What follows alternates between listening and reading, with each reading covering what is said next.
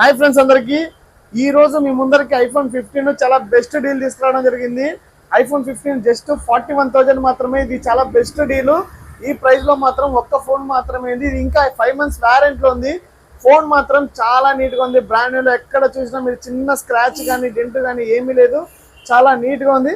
But battery health మాత్రం 89 ఉంది. Cycle count వచ్చేసి 305.